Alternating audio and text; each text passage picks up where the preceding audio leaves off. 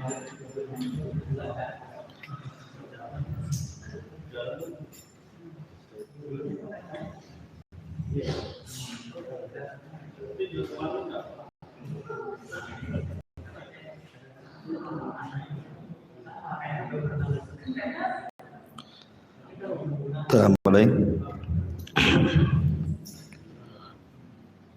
Bismillahirrahmanirrahim.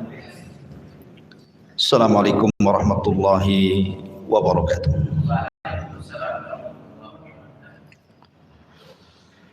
Alhamdulillah wassalatu wassalamu ala Rasulillah wa ala alihi wa sahbihi wa mawalah wa la hawla wa la quwwata illa billahi wa ba'du. Hadirin dan hadirat yang dimuliakan Allah Subhanahu wa taala. Alhamdulillah di malam hari ini kembali kita bisa duduk untuk thalabul ilmi di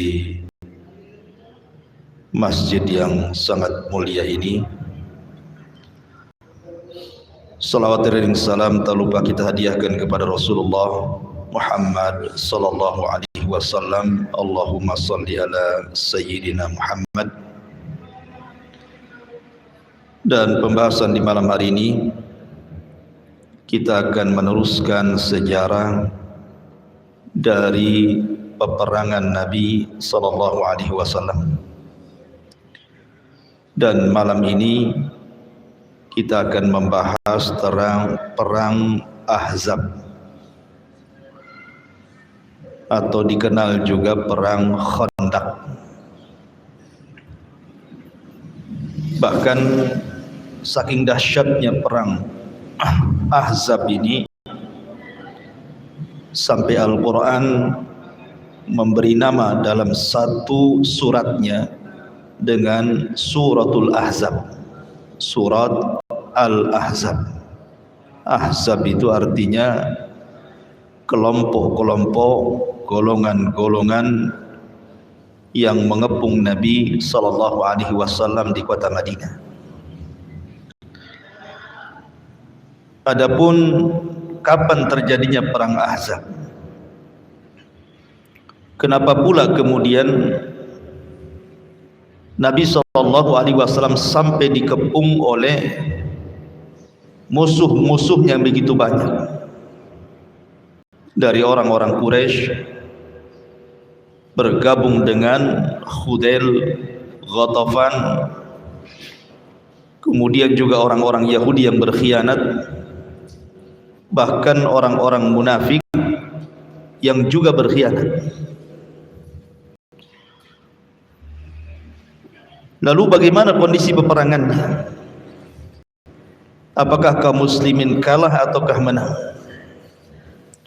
Kemudian bagaimana pula dengan nasib orang-orang Yahudi setelah peperangan Ahzab ini?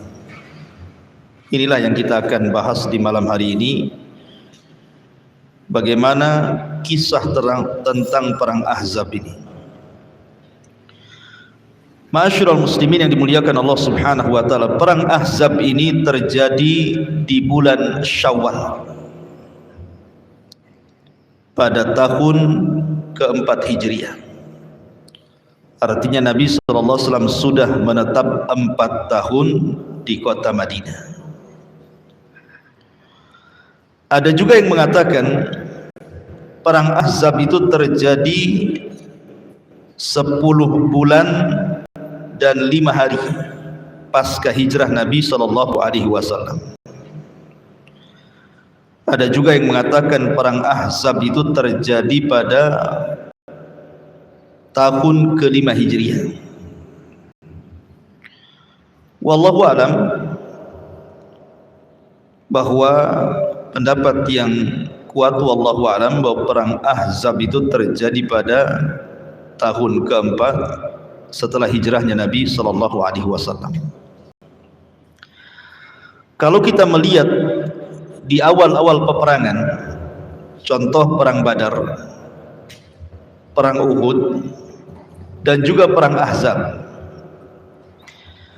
itu tentara kaum muslimin tidak imbang jumlahnya. Contoh saja dalam perang Badar, tentara kaum muslimin cuman 340, ada yang mengatakan 314, ada yang mengatakan 313, dan 2 penunggang kuda. Sementara lawan pasukannya sampai 1000 dengan 100 penunggang kuda, dan ada yang mengatakan 200 penunggang kuda. Bayangkan 300 lebih berbanding 1000 lebih. Kemudian dalam perang Uhud, kaum muslimin itu jumlahnya hanya 700 dengan 50 pemanah dan 4 orang yang membawa senjata. Sementara pasukan musuh sampai 3.000 tentara, 3.000 yang menunggang unta dan 200 yang menunggang kuda. Ini kan tidak imbang dalam perang Uhud. Lah dalam perang Ahzab sendiri, tentara kaum muslimin tidak imbang karena jumlahnya ketika itu 3.000 melawan 10.000 lebih. Jadi tentara kaum muslim itu cuma 3.000 saja. Sementara tentara lawan itu 10.000. 10.000 ini musuh dari luar. Maksudnya orang-orang Quraisy yang berkoalisi dengan Ghatafan, yang berkoalisi dengan Hudzail, dan beberapa kabilah kecil.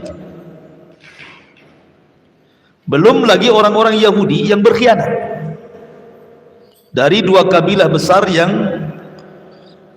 disebut dengan Quraidah dan Nadir, berkhianat. Belum lagi orang-orang munafik yang di dalamnya. Jadi kalau di total itu sudah ribuan tuh, belasan ribu tuh. Sehingga wajar Allah Subhanahu wa taala sampai menggambarkan bagaimana kondisi peperangan Ahzab ini yang menakutkan. Allah Subhanahu wa taala berfirman dalam surah Al-Ahzab, idja'ukum min fawqikum wa min asfala minkum wa idzaqatil absara wa balagatil qulubul hanazir hunalik wa tadhunnuna billahi dhununa hunalika btuliyal mu'minun wa zulzilu zilzalan syadida. Karena banyaknya musuh ini kan dikepung dari luar dan dalam nih masalahnya. Makanya Allah Subhanahu wa taala gambarkan kondisi kaum muslimin saat itu. Ketika mereka, maksudnya musuh-musuhmu, datang kepadamu dari atas, dari bawah, dan ketika penglihatanmu terpana dan hatimu menyesak sampai ke tenggorokan karena melihat besarnya tentara musuh gitu ya, sehingga kalian berprasangka yang bukan-bukan terhadap Allah. Disitulah orang-orang yang beriman diuji dan digoncangkan hatinya dengan kegoncangan yang sangat dahsyat. Begitulah peperangan Ahzab digambarkan dalam Al-Quran, luar biasa. Lalu apa penyebabnya? Kenapa sampai terjadi koalisi musuh-musuh Islam melawan Islam? Dan bagaimana kemudian orang-orang Yahudi sampai berkhianat? Bukankah dalam piagam Madinah yang sudah saya jelaskan kepada antum bahwa orang-orang Yahudi yang ada di kota Madinah bersama orang-orang kaum muslimin sudah melakukan perjanjian untuk saling melindungi Madinah kalau terjadi penyerangan dari luar? Ini tidak. Justru orang-orang Yahudi yang menyulut permusuhan. Kisahnya begini. Ketika Nabi SAW hendak meminta bantuan kepada Yahudi Bani Nadir untuk ikut serta membayarkan diat terhadap dua orang yang dibunuh. Entah mengapa orang-orang Bani Nadir Yahudi ini tiba-tiba kemudian berpemikiran untuk membunuh Nabi. Jadi mereka merencanakan, nanti kalau si Muhammad itu datang dan kita sedang rapat, satu orang naik ke atap, bawa batu besar, paskan di kepala dia, jatuhkan sampai mati. Tetapi Nabi SAW seorang Nabi. Sebelum itu terjadi, Jibril datang memberitahu agar jangan dilanjutkan perjalanannya ke Bani Nadir, karena mereka merencanakan pembunuhan. Maka Nabi SAW langsung balik kembali ke kota Madinah, kemudian mempersiapkan pasukan di serbunya Bani Nadir itu. Akhirnya mereka pun diusir dari kota Madinah, kemudian mereka pun tinggal di Khaybar bersama teman-teman mereka di luar kota Madinah, Khaybar. Karena kesalahan mereka sendiri. Mereka membuat perjanjian yang sudah sangat kokoh dalam piagam Madinah, mereka langgar, makanya mereka diusir. Rupanya pembesar mereka sakit hati. Dari sinilah mereka merencanakan untuk melakukan penyerangan. Berangkatlah tokoh mereka menuju orang-orang Quraisy, karena tahu bahwa orang-orang Quraisy kan memang dari dulu bermusuhan dengan Rasul. Sejak permulaan dakwah Rasul, kemudian terjadinya perang Badar dan mereka mengalami kekalahan, kemudian juga perang Uhud dan peperangan kecil bersama orang-orang Quraisy. Jadi orang Yahudi tahu bagaimana permusuhan orang-orang Quraisy dengan Nabi SAW itu luar biasa, sehingga kemudian mereka pun mendatangi orang-orang Quraisy ini, tokoh Yahudi ini. Tetapi sebelum mereka datang kepada orang-orang Quraisy, orang-orang Quraisy ini bertanya kepada orang Yahudi, kalian mengajak kami untuk berkoalisi menyerang Muhammad dan para pengikutnya. Saya ingin tanya kepada kalian, mana yang lebih baik, agama kami atau agama Muhammad? Jadi orang-orang Yahudi ini diuji dulu oleh orang-orang Quraisy itu, mana yang lebih baik, agama kami atau ke agama Muhammad? Maka tiba-tiba mereka mengatakan, ya tentu agama kalian jauh lebih baik dibandingkan agama Muhammad. Bukankah kalian menjaga Ka'bah, memberikan makan dan minum jemaah haji dan begitu seterusnya? Dari sini ma'asyiral muslimin yang dimuliakan Allah Subhanahu wa taala, Allah turunkan ayat kepada mereka. Apa ayatnya? Alam tara, tidakkah kau melihat, gimana ayatnya? Alam tara ilal ladzina utu nasiban minal kitab. Tidakkah kau lihat orang-orang yang diberi bagian daripada kitab itu, yu'minuna bil jibti wa taghut, mereka lebih beriman kepada al-jibti, berhala-berhala, dan juga taghut, sesembahan selain daripada Allah.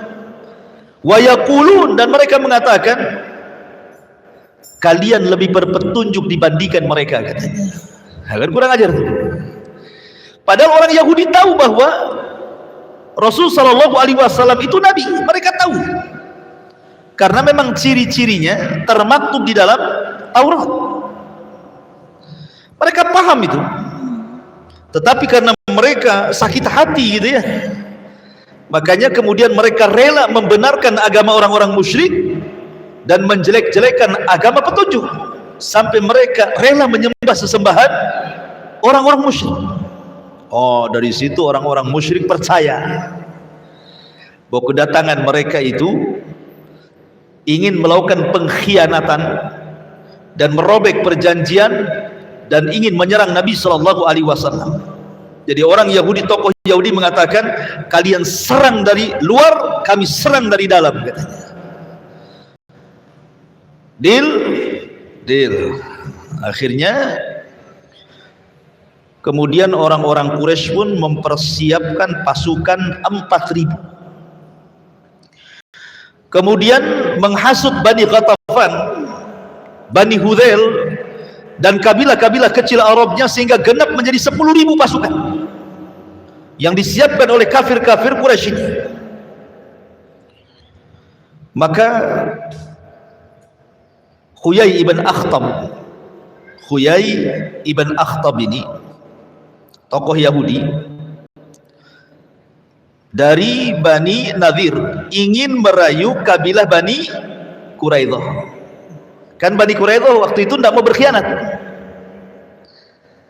Akhirnya kemudian didatangilah tokohnya Bani Quraidah itu, namanya Ka'ab ibn Asad. Ketika kemudian Huyai ibn Akhtab ini mendatangi kabilah Bani Quraidah dan kemudian merayu Ka'ab ibn Asad ini supaya bergabung dalam peperangan ini, awalnya nggak mau dia mengatakan, kami tidak merobek perjanjian, kami beriman dengan Muhammad dan begitu bla bla bla bla. Sampai-sampai Huyai bin Akhtab mengatakan, aku datang kepadamu dengan kemuliaan dunia, dibantah sama Ka'ab ibn Asad ini, bahkan kau datang kepadaku dengan kehinaan dunia, pergi kau dariku.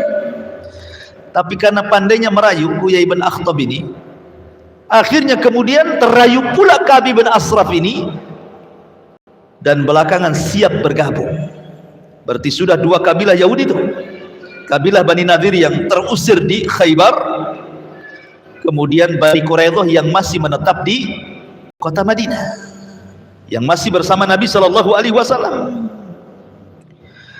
Kemudian mata-mata Nabi Shallallahu Alaihi Wasallam menginformasikan kepada Rasul bahwa ada pergerakan pasukan besar yang akan menyerang Madinah, dan tercium bau pengkhianatan dari orang Yahudi.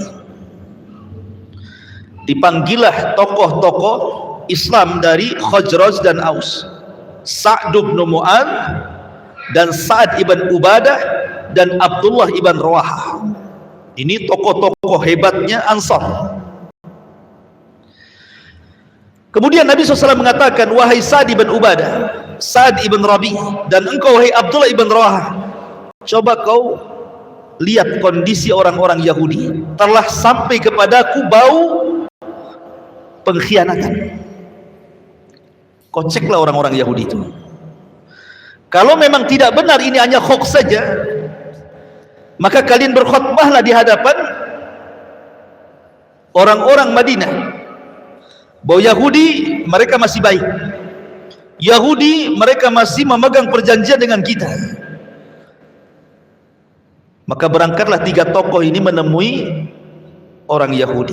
Rupanya ketika ditanya, mereka pun mencela Rasul Sallallahu Alaihi Wasallam. Kemudian mereka mengatakan, sebentar lagi dia akan membunuh kalian. Oh, dari situ mereka mengetahui betul-betul ini bukan berita hoax, tetapi memang sudah terjadi pengkhianatan di sini. Ma'asyiral muslimin yang dimuliakan Allah Subhanahu wa taala. Maka Nabi Shallallahu Alaihi Wasallam setelah kemudian memperkirakan pasukan yang cukup besar, macam mana 3.000 melawan 10.000? 10.000 ini orang-orang musyrik saja, belum Yahudi, belum munafik. Maka Nabi Shallallahu Alaihi Wasallam mengundang para sahabat senior. Ya, salah satunya tokoh-tokoh Ansar seperti tadi yang saya sebutkan, ada Sa'ad ibn Rabi, tokoh daripada Aus, kemudian Sa'ad ibn Ubadah, tokoh daripada Khazraj, dan sahabat-sahabat yang lainnya. Kemudian Nabi Shallallahu Alaihi Wasallam punya ide ketika itu, bagaimana kalau seandainya kita melakukan islah saja, kita berdamai sajalah dengan Ghatafan itu, dengan cara kita berikan separuh hasil kurma Madinah kepada mereka, agar mereka jangan terlibat dalam peperangan. Oh, marah para pembesar Ansar ini dan mengatakan, ya Rasulullah, dulu kami waktu belum dapat Islam masih musyrik. Orang-orang Ghatafan itu mereka tidak bisa mengambil 1 butir kurma Madinah kecuali dengan membeli atau karena mereka menjadi tamu. Sekarang kami sudah dapat hidayah di atas Islam, kemudian kami memberikan separuh keuntungan kepada mereka. Oh, tidak bisa, kata orang-orang Ansor. Ya Rasulullah, ini idemu ataukah wahyu dari Allah? Kata Rasul, tidak, ini ideku saja. Berarti harus dibedakan pendapatnya Rasul dengan wahyu. Akhirnya kemudian Nabi SAW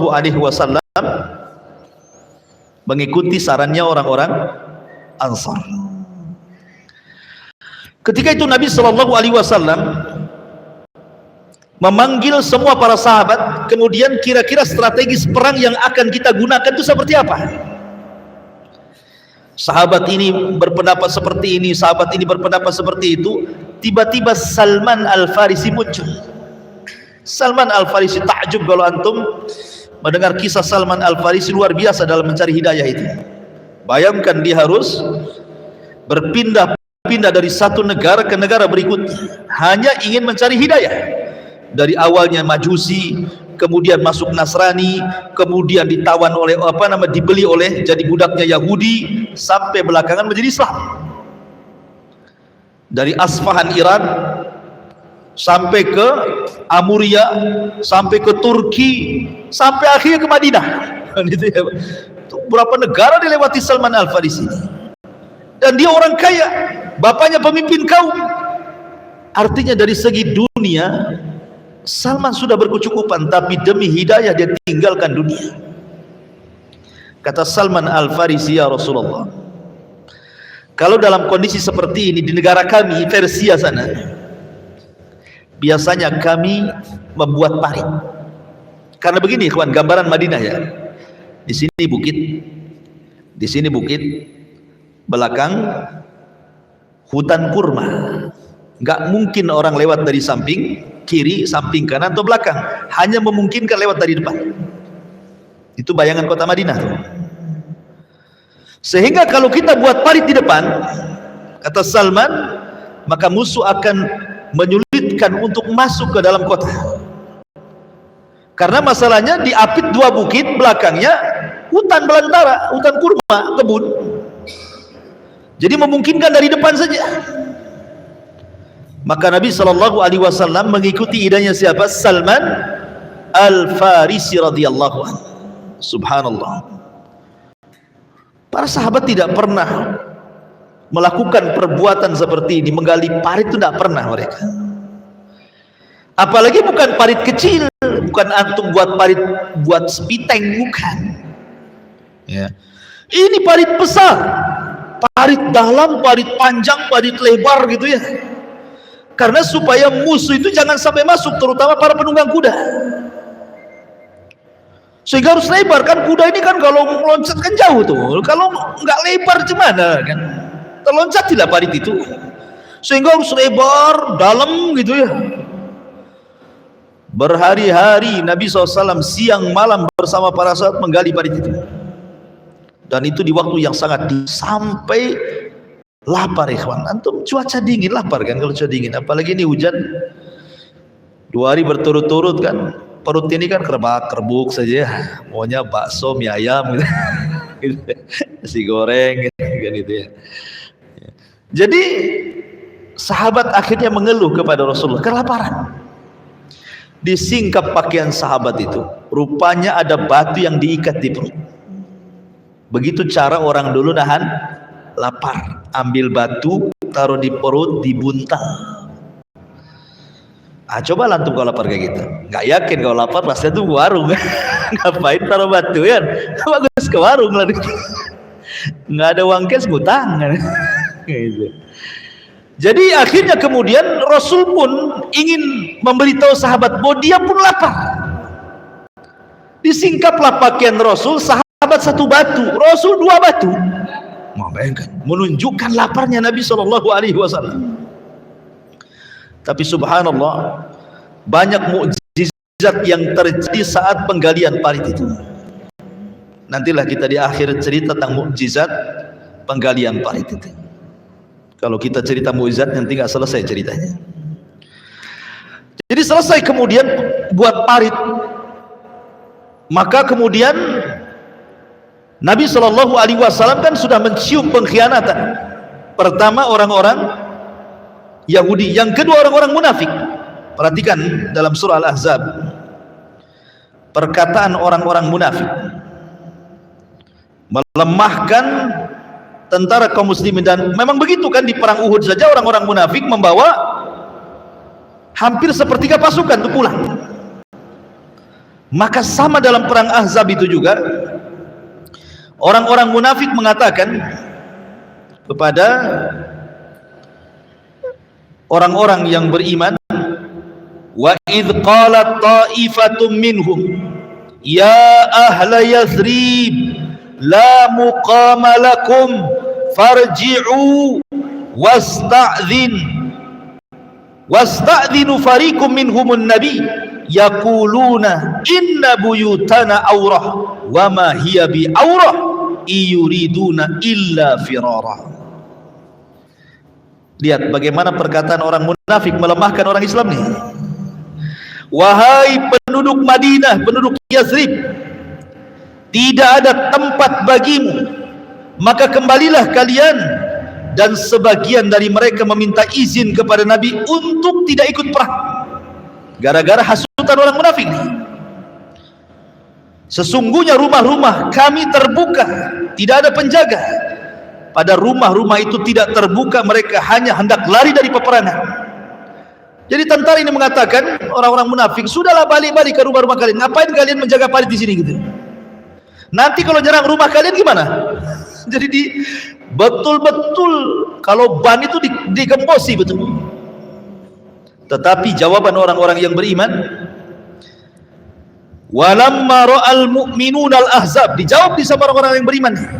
Walamma ra'al mu'minuna al-ahzab qalu hadza ma wa'ada Allah, hadza ma wa'adana Allah wa rasuluhu wa sadaqa Allah wa rasuluhu wa ma zadahum illa imanan wa taslima.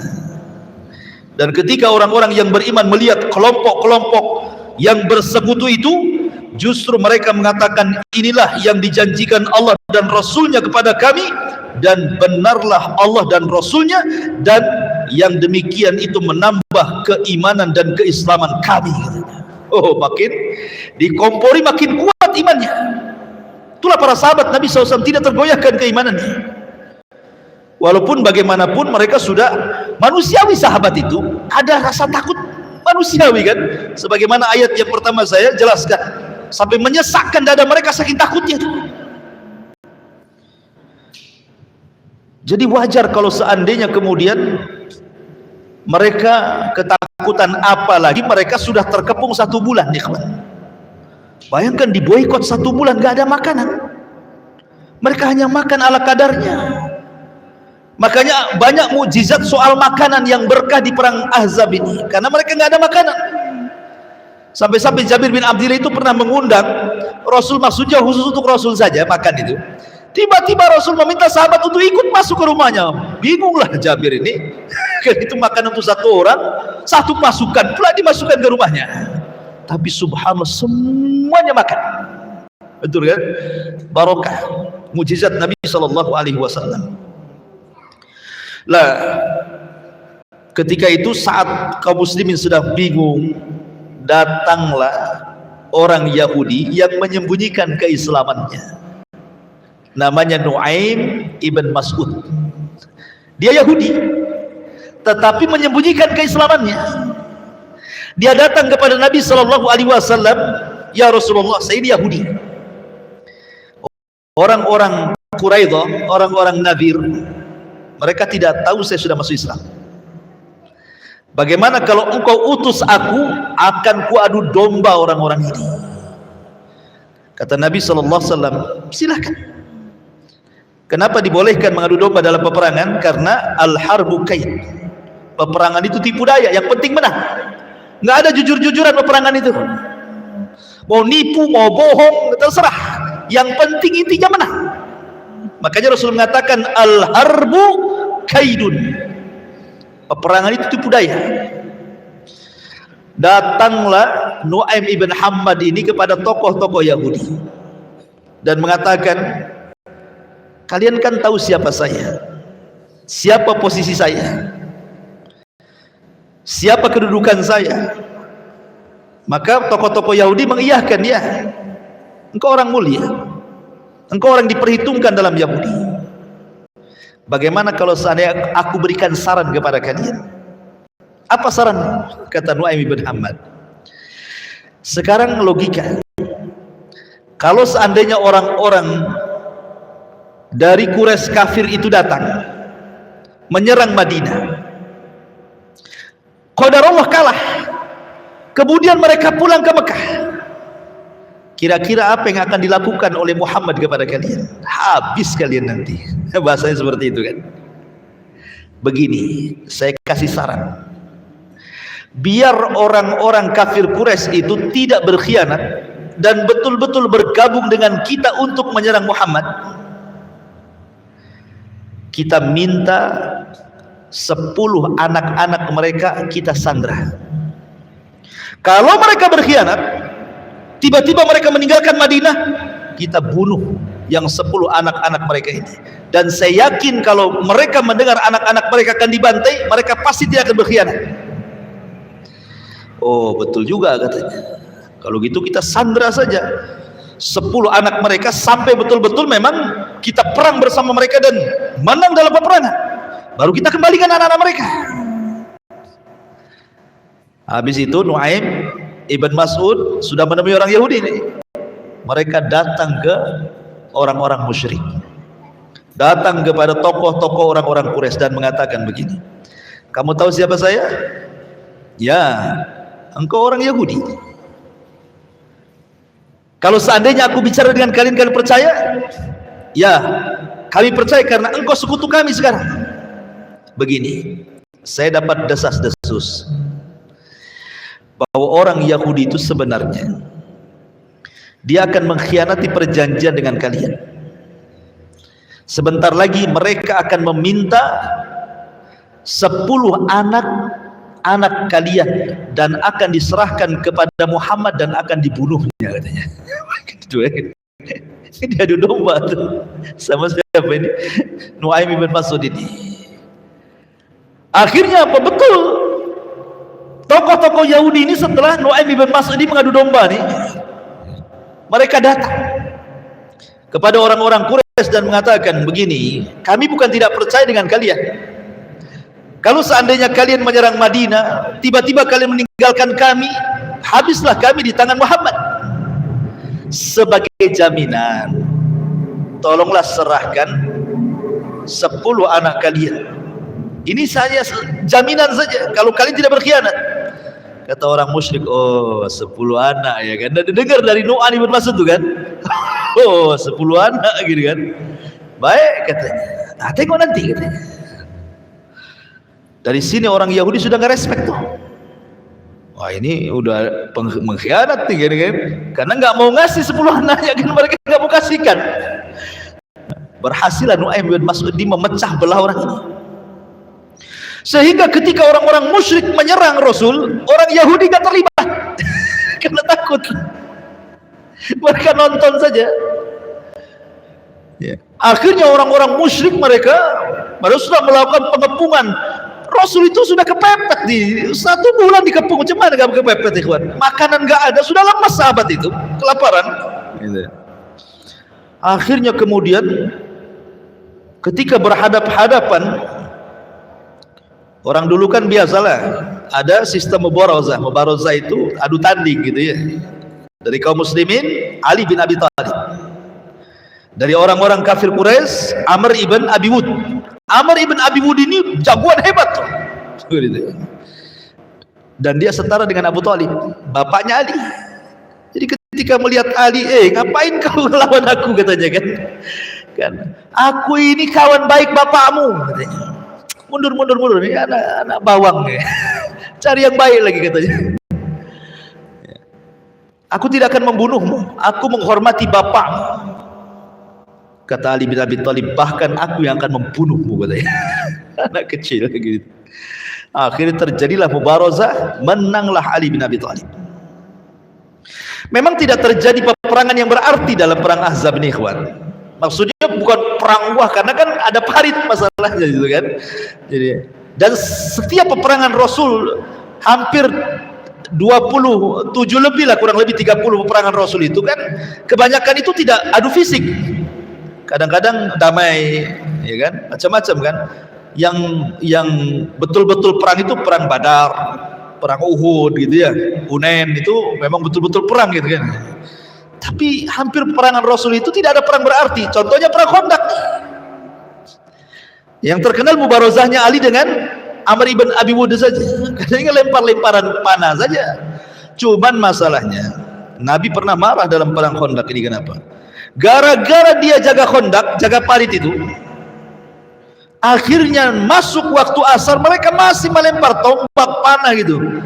Kalau seandainya ditinggalkan sholat asar, musuh akan masuk. Sehingga Rasul bertahan bersama sahabatnya, lewatlah sholat asar sampai maghrib. Barulah Nabi SAW sholat asar di waktu maghrib. Di sini Rasul marah dan mengatakan, mala Allahu kuburahumun nar, semoga Allah membakar kuburan-kuburan mereka dengan api neraka, katanya. Karena mereka sudah mengakhirkan sholat wusta. Nah, dari sini tahu penafsiran Al-Quran, hafidhu ala salawati was salatil wusta, jagalah oleh kalian 5 waktu sholat terutama wusta. Rasul mengatakan apa dalam sholat asar? Karena mereka sudah mengakhirkan sholat wusta. Berarti sholat wusta itu sholat asar. Siapa yang menjaga sholat asar, maka dia bisa menjaga sholat yang lainnya. Siapa yang meremehkan sholat asar, maka dia akan meremehkan sholat yang lainnya. Itulah sholat wusta. Rasul marah gitu ya. Jadi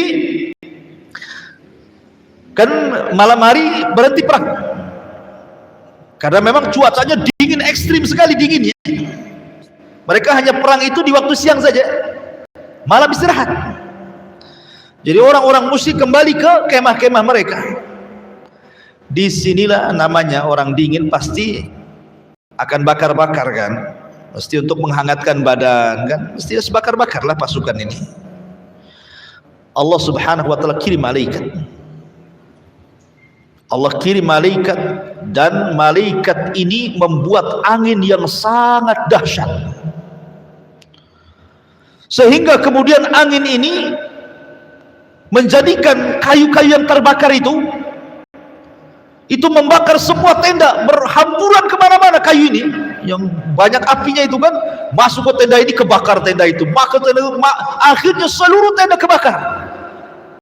Kemudian periuk-periuknya semua terbang tak kemana, kuda-kudanya ketakutan lari. Akhirnya mereka pun sama-sama tidak ada bekalnya kan. Kalau mereka bertahan dengan tidak ada perbekalan, tidak ada kemah, bisa mati kedinginan. Dari situlah akhirnya, daripada mereka mati konyol, satu persatu kabilah ini pulang ke Quraisy, pulang ke Ghatafan, pulang ke Hudzail gitu. Subhanallah. Gak ada perang, hanya perang itu saja ya. Tapi Allah Subhanahu wa taala menangkan gara-gara apa? Gara-gara Allah tolong dengan dikirim para malaikat, sama dengan perang Badar dikirim 5.000 malaikat kan. Tapi dalam perang Khandaq ini, perang Ahzab ini, Allah kirim malaikat menciptakan angin sehingga menghambur-hamburkan tenda dan tanah dan tempat-tempat istirahat mereka, sehingga kudanya lari, periuknya terbang ke sana kemari, tendanya kebakar. Akhirnya mereka pun pulang dalam kondisi rugi. Sekarang orang musyrik sudah pulang. Sekarang Yahudi sendirian. Yahudi sendirian. Orang-orang musyrik sudah balik. Maka pembesar Yahudi Ka'ab bin Asad ini kemudian diberikan pilihan. Dia langsung berceramah di hadapan masyarakat Yahudi. Aku beri kalian 3 waktu. Kalian harus beriman kepada Muhammad. Kalau tidak, kalian akan dibunuh, kalian akan jadi tawanan, kalian akan jadi budak macam-macam. Mereka mengatakan, tidak mungkin kami meninggalkan ajaran Taurat. Kalau kalian masih berpegang itu, nanti rasakan kalian. Ditakut-takuti kan itu. Akhirnya setelah perang Ahzab, karena merasa sudah menang, musuh sudah nggak ada, Rasul pulang ke rumahnya, kemudian mandi. Otomatis yang namanya mandi meletakkan baju besi, kemudian meletakkan senjata. Tiba-tiba Rasul sedang mandi, dipanggil orang dari luar. Maka Nabi SAW langsung bergegas, kemudian menemui, rupanya ada seorang penunggang kuda. Sebenarnya itu malaikat Jibril. Kuda berwarna putih, kemudian yang menunggang pun berwarna putih sangat ganteng, menyerupai seorang sahabat namanya Dihyatul Kalbi. Itu sahabat paling ganteng dari kalangan muhajirin ya. Makanya kalau sahabat Dihya al-Kalbi ini pergi ke Syam ya, dalam rangka berniaga, itu wanita-wanita Syam itu sampai tidak berkedip tuh nengokin dia, saking gantengnya gitu ya. Lah Jibril ini kalau datang kepada Rasul ya tidak mungkin lah nyerupai antum nyerupai Dihyatul Kalbi. Jadi kata Dihya, jelmaan malaikat Jibril, ya Muhammad, kenapa kau letakkan pedang? Malaikat belum meletakkan pedang, kau sudah letakkan pedang katanya. Pakai lagi baju besimu katanya. Sudah pakai lagi baju besinya, sudah ambil lagi pedang. Kata malaikat Jibril, kau kumpulkan pasukanmu, serbu Yahudi Bani Quraidah, mereka sudah berkhianat. Maka Nabi SAW masang lagi baju besi, ambil lagi pedangnya, kemudian Rasul menyuruh untuk mengumpulkan pasukan ini ikhwan. Ya namanya orang serang sana serang sini kan, ada yang kena panah, ada yang kena tombak kan gitu ya. Banyak yang luka-luka, belum pun istirahat. Tiba-tiba Nabi SAW mengumpulkan mereka dan mengatakan, idhabu ila Bani Quraidah fala tusalliyanna ahadakumul asra illa fi Bani Quraidah. Hei tentaraku, serbu Bani Quraidah, berangkat sekarang. Mereka belum beristirahat, luka sebagian sahabat masih menganga, tetapi karena ini seruan jihad dan para sahabat sangat mencintai mati syahid, mereka nggak peduli dengan luka-luka itu. Mereka langsung bergegas dan mengatakan, kata Rasul, berangkat kalian ke Bani Quraidah, dan jangan salah seorang di antara kalian ada yang sholat asar di jalan kecuali sampai di Bani Quraidah. Wow, ini langsung perintah Rasul, berangkat semua para sahabat. Tapi Allah takdirkan, belum sampai Bani Quraidah, datang waktu asar. Datang waktu asar nih. Sementara pesan Rasul apa? Jangan kalian sholat asar kecuali sampai di Bani Quraidah, kan begitu. Allah takdirkan belum sampai Bani Quraidah, datang waktu asar. Berselisih para sahabat. Akhirnya sebagian sahabat beristihad sholat asar. Baru kita melanjutkan perjalanan, karena ini sudah masuk waktu. Sahabat yang lain tidak. Kami tidak akan sholat asar.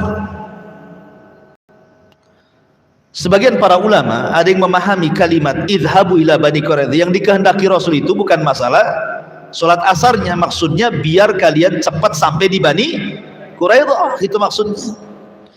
Tapi para sahabat beristihad. Lah salah satu yang keras dalam bab ini Al-Imam Ibnu Hazm sampai mengatakan, kalau aku dalam pasukan itu, aku tidak akan sholat asar di jalan, aku akan sholat asar di Bani Quraidah, karena Rasul mengatakan seperti itu. Maka orang yang tidak sholat asar di jalan, rupanya ketika sampai di Bani Quraidah waktu maghrib, mereka sholat asar di waktu maghrib. Kemudian mereka pun mengepung Bani Quraidah, dan pembesarnya ketakutan, Uyai bin Akhtab, akhirnya menyerah kepada tentara Nabi SAW. Maka Nabi SAW ketika berhasil kemudian mengepung Bani Quraidah dan mereka menyerah semuanya kepada kaum muslimin, maka kemudian datanglah orang-orang Ansar dari kalangan Khazraj dan Aus dan mengatakan, ya Rasulullah, sebagaimana Aus, keputusan mereka di tangan seorang munafik namanya Abdullah ibn Ubay bin Salul, maka serahkanlah Bani Quraidah kepadaku. Karena Bani Quraidah dulu itu bergabung dengan Aus, Bani Quraidah bergabung dengan Khazraj, Dan kepala Khazraj itu siapa? Sa'ad bin Mu'adz. Kata Sa'ad bin Mu'adz, ya Rasulullah, serahkan hukuman Bani Quraidah kepadaku, karena mereka adalah koalisiku, kami dulu waktu orang-orang musyrik. Kata Rasul, baik. Ketika itu Sa'ad bin Mu'adz, Sa'ad ibn Mu'adz, Sa'ad bin Mu'adz ini terluka. Dalam peperangan ini terluka dia. Datang bawa kuda. Dia mengatakan, ya Rasul, izinkan aku memutuskan kepada mereka. Kata Rasul, silakan. Kata Sa'ad bin Mu'adz, aku menginginkan semua laki-laki Bani Quraidah bunuh. Laki-laki dibunuh, adapun wanita dan anak-anak ditawan jadi budak. Apa kata Rasul? Hakamta bi syariatillah ya Mu'adz. Engkau telah berhukum dengan syariat Allah, katanya. Maka karena Sa'ad bin Mu'adz menghendaki seperti itu, semua dibunuh. Wanita dan anak-anaknya ditawan. Salah satu yang tertawan siapa? Safiyah. Safiyah, anak daripada pembesar Bani Quraidah, Huyai bin Akhtab. Kemudian dia pun ingin memerdekakan dirinya, maka Rasul memerdekakan. Akhirnya Rasul menikahi Safiyah, dan dia salah satu daripada Ummul Mukminin, Safiyah bintu Huyai ibn Akhtab. Bapaknya pengkhianat Yahudi, tapi anaknya kemudian jadi Ummul Mukminin, Safiyah. Ya, dan Safiyah itu orangnya pendek tapi cantik. Ya. Kalau Hafsah kan gemuk, kemudian rambutnya panjang. Kalau istri antum gemuk, itu kayak Hafsah. Kalau pendek kayak Safiyah, kalau tinggi kayak Aisyah, gitu maksudnya. Ya. Ma'asyiral muslimin yang dimuliakan Allah Azza wa Jalla. Lah, setelah itu kemudian semua dihukum. Semua wanita ditawan. Maka Nabi SAW berhasil menumpas orang-orang Yahudi. Bukan salah Islam, tapi salah mereka, karena mereka melanggar perjanjian. Coba kalau mereka tidak melanggar perjanjian, mereka bisa hidup tenang di Madinah, ya, bersama Nabi SAW. Karena Islam itu bukan agama radikal, bukan agama sadis, bukan agama teroris, tidak. Ya, tidak sebagaimana prasangka orang-orang terhadap Islam. Karena yang memulai mereka, maka kita juga tidak mungkin diam, kan begitu. Mereka yang memulai. Kullama ahadu ahdan nabadha fariqum minhum. Setiap mereka orang-orang Yahudi membuat perjanjian, pasti mereka akan berkhianat.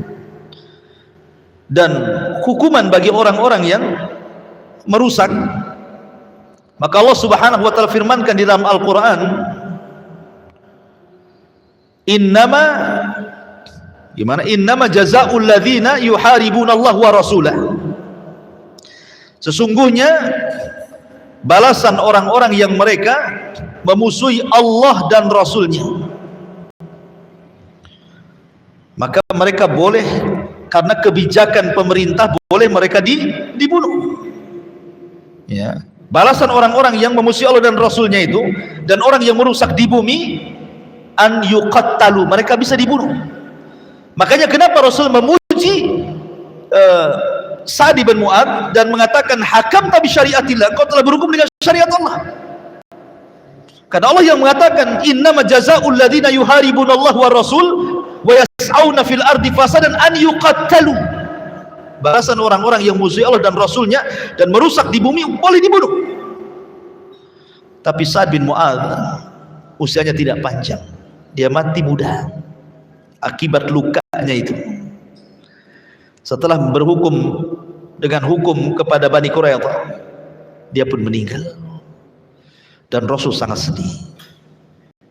Bahkan ketika meninggalnya, Rasul menghabarkan 70.000 malaikat turun mengiringi jenazah Sa'ad bin Mu'adz, dan arsy Allah tergoncang. Dan Rasul mengatakan, kalaulah ada orang yang selamat dari himpitan kubur, maka Sa'adlah orangnya. Pujian dari Nabi SAW. Ma'asyiral muslimin yang dimuliakan Allah Subhanahu wa taala, itulah gambaran sedikit dari perang Ahzab.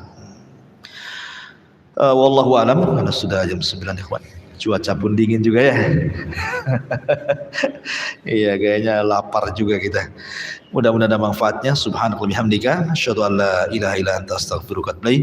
Allahu ta'ala alam. Assalamualaikum warahmatullahi wabarakatuh.